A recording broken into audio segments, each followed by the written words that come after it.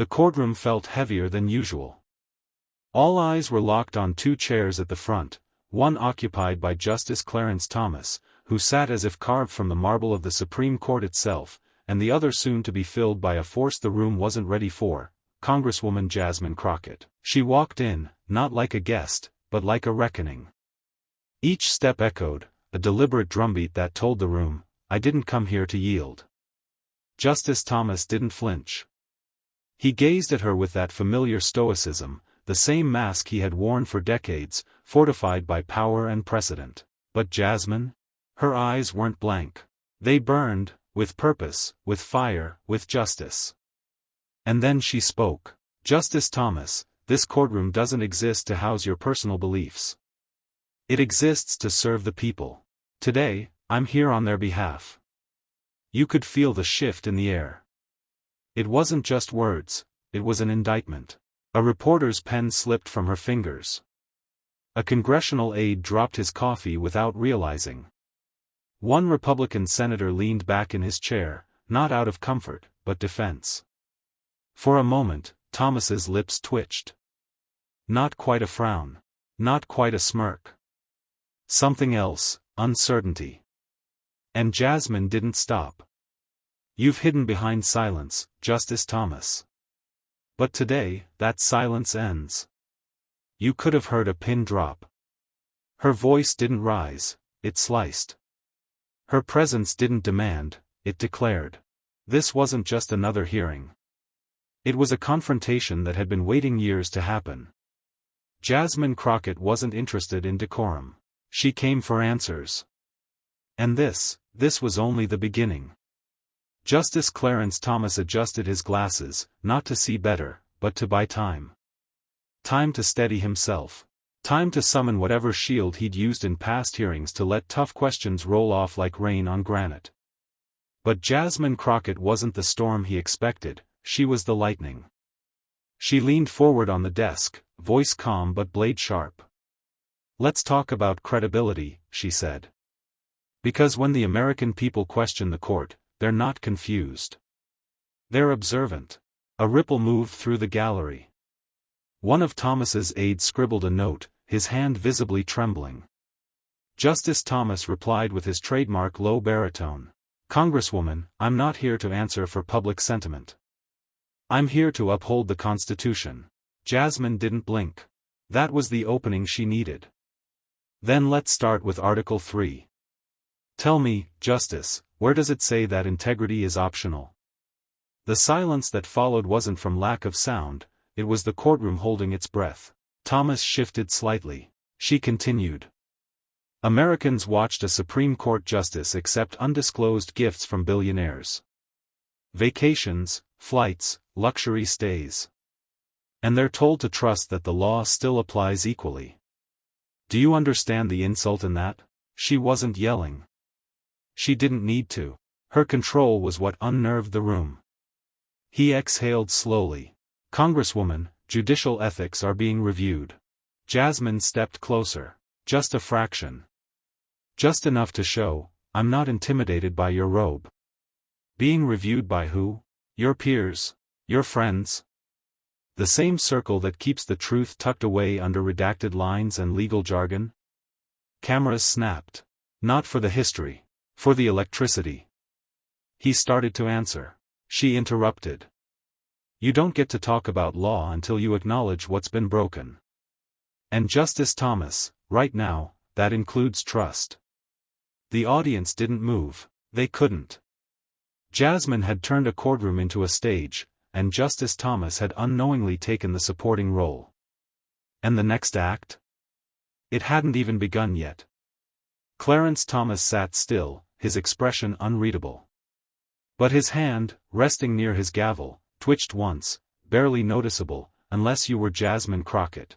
And Jasmine? She missed nothing. She turned slightly to the gallery, not for applause, but for gravity.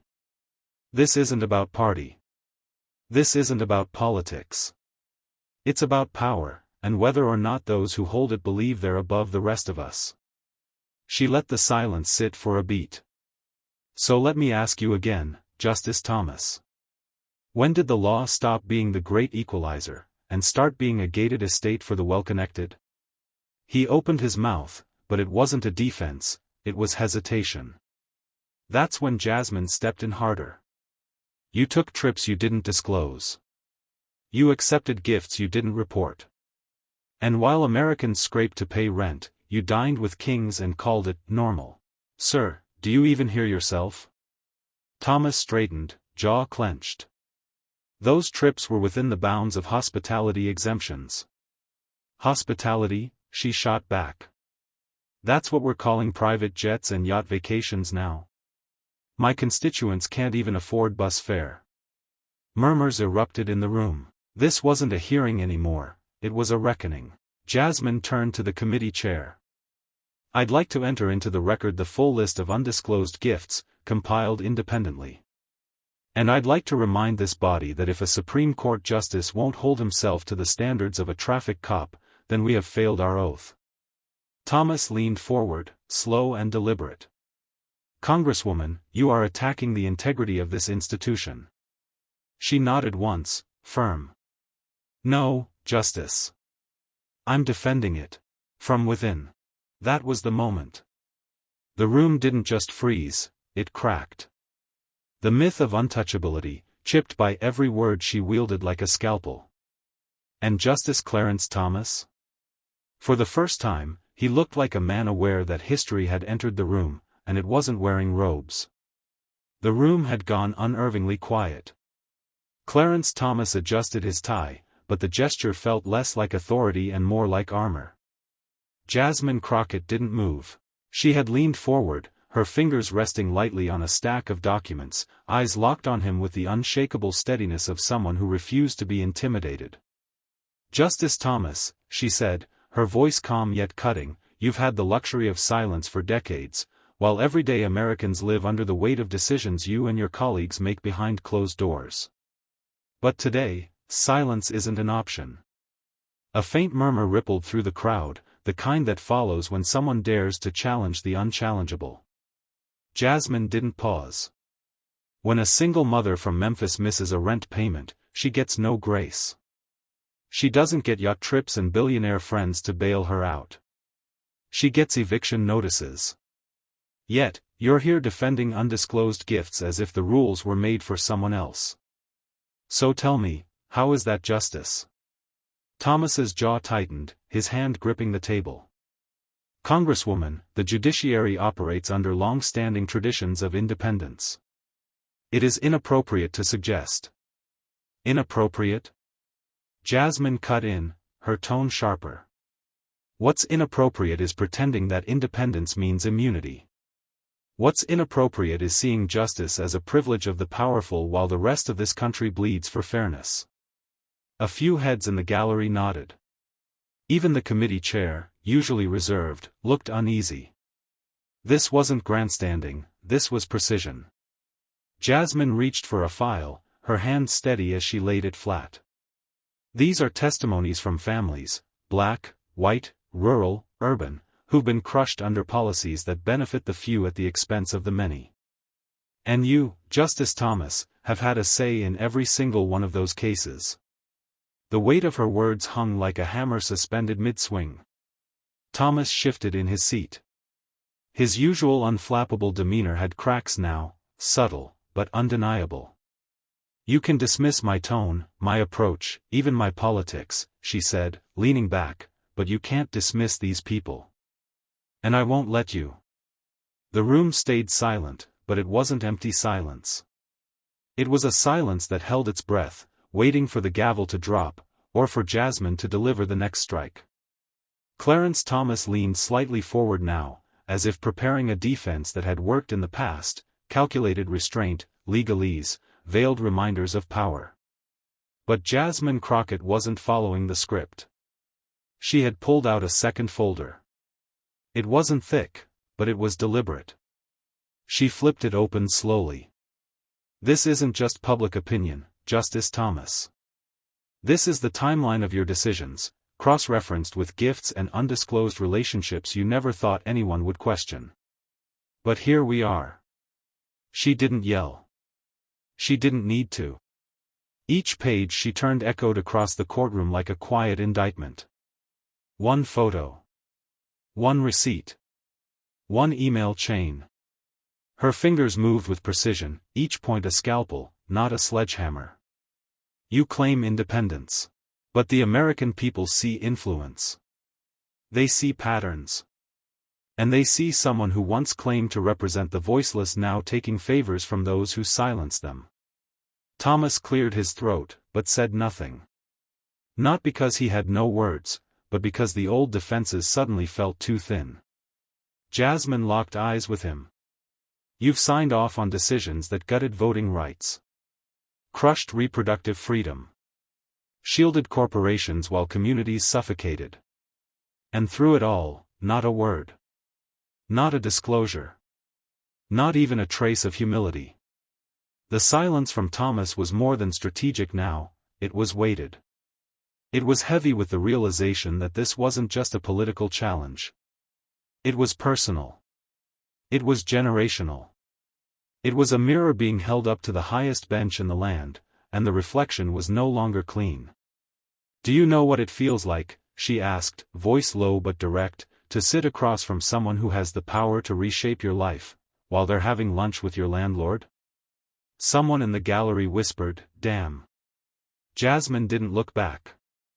Justice isn't about robes or rituals. It's about consequences. And you don't get to hide from yours behind tradition. The courtroom held its breath.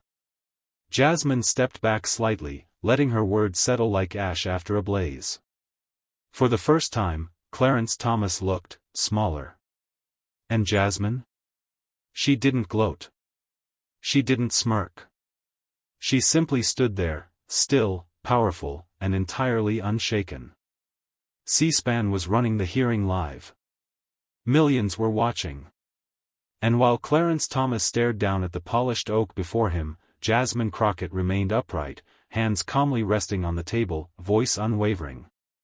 Let me remind you, Justice Thomas, this isn't a courtroom where your rulings go unchallenged. This is the people's forum now. And here, silence isn't respected. It's interpreted.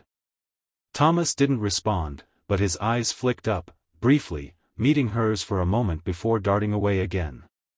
He was calculating. Weighing. But Jasmine wasn't offering a negotiation. She was delivering a reckoning. You taught America that power doesn't need to scream. That injustice can wear a smile and a robe. But you forgot one thing, those of us on the other side? We were taking notes. Her finger tapped the microphone once, just enough to draw attention back to her tone, calm but sharp. I grew up in courtrooms where the word justice was only written on the wall. Not practiced. I watched families fall apart while judges signed their names with gold pens.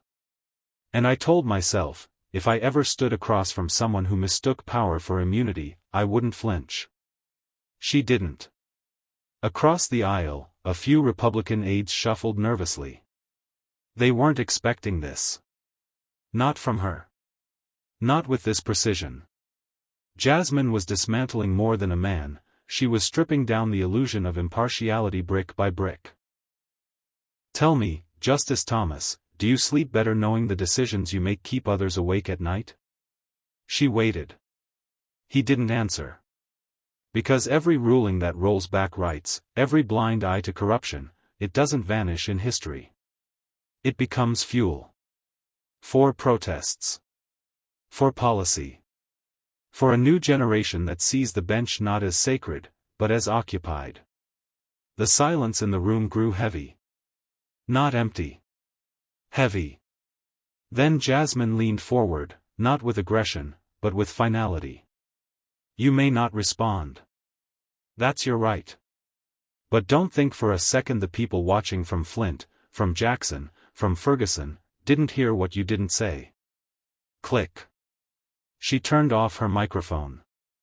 And the room, once filled with the hum of power, was now thunderstruck with stillness. This wasn't just a hearing anymore. It was history. Thomas remained frozen. His shoulders slightly stiffened, fingers folded tightly on the desk, like he was holding on to something, dignity perhaps, or just the illusion of control. But Jasmine Crockett wasn't finished. And neither was the moment. She leaned back in her seat, eyes locked on him, letting the silence drag just long enough for the audience to lean in again, hooked. "You're used to deference," she said softly. "To being treated as untouchable. But that's the problem, isn't it? Power given too long without accountability becomes dangerous." She turned slightly toward the panel behind her, raising a single sheet of paper, just one. No folder. No stack.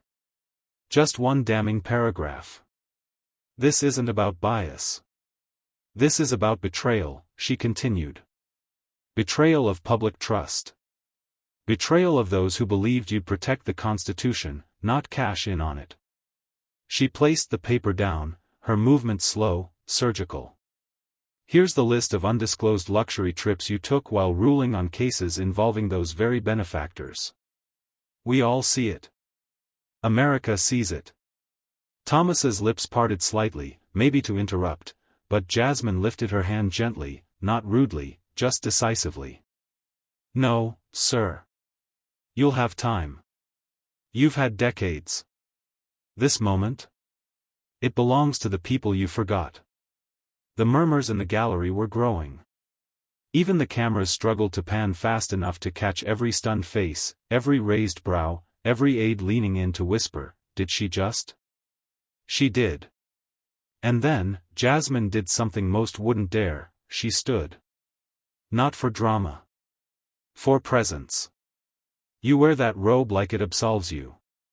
Like it erases the connections, the dinners, the silence. But let me tell you something, black robes don't cover red flags. Boom. The gallery erupted. Not in shouts, but in stunned, collective awe. Clarence Thomas blinked. Slowly. He adjusted his tie. But the weight in his chest? That wouldn't straighten. Jasmine's voice dropped one final note. "You serve the law, not your lifestyle.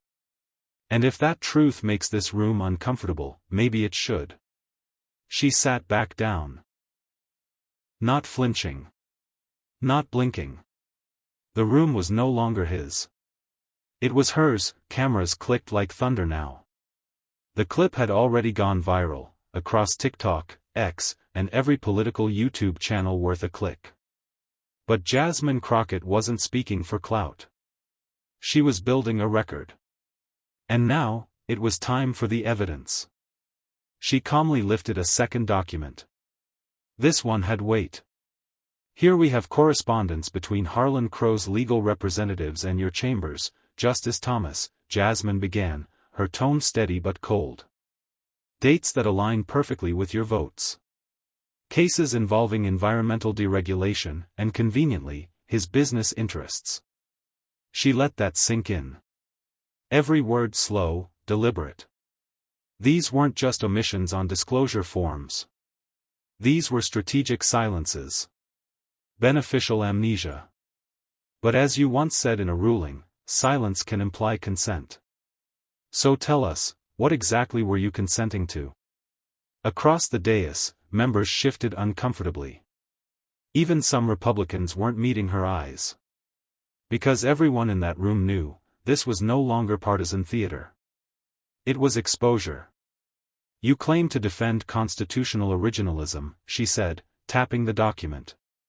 "But the original Constitution didn't have private jets and billionaires behind the curtain. It had a warning: absolute power corrupts absolutely." Thomas, now visibly sweating, clenched his jaw.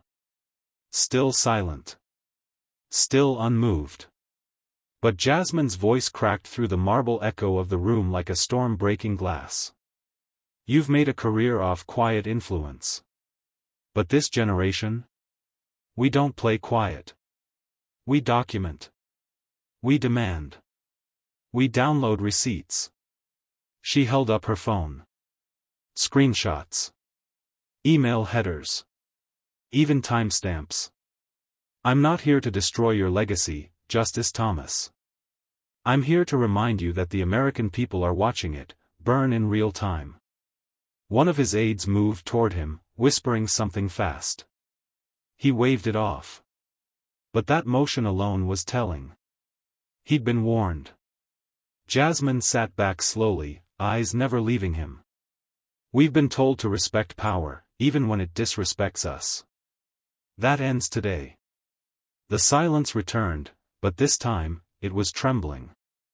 Because Jasmine Crockett hadn't just spoken truth to power.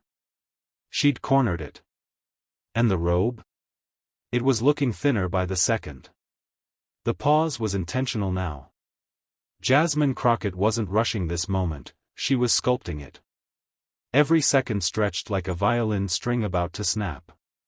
She glanced once more at Clarence Thomas.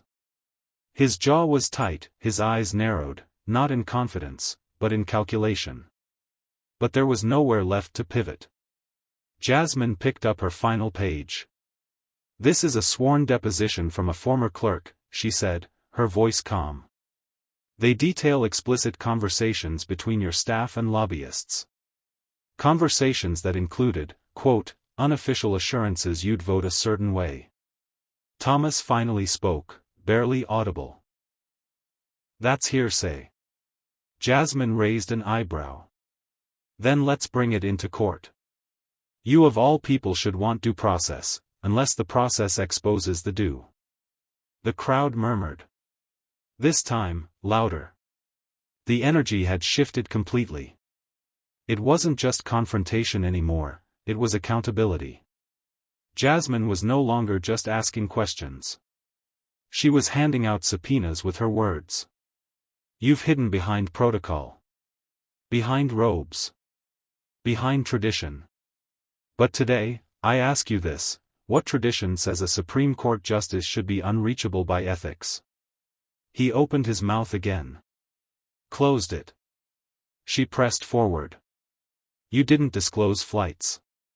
You didn't recuse from cases involving your own benefactors. You didn't tell the truth. So what did you protect, your position or your people?" A long beat. "Because if it's the first, then I have one more question, and I want it on the record." She leaned forward. "Do you believe you are above the law?" That landed like a gavel. But not from Thomas. From the room itself. The air cracked with tension. Journalists locked in. Phones raised. Even fellow justices on the wall seemed to look down in frozen judgment. Thomas stared back at her. And for the first time, not just in the hearing, but maybe in years, he looked unsure. Jasmine didn't move. Didn't blink. And in that stillness, America saw something shift. Not just a robe under pressure. A system under fire. The hearing was supposed to be routine. Another theater of politics.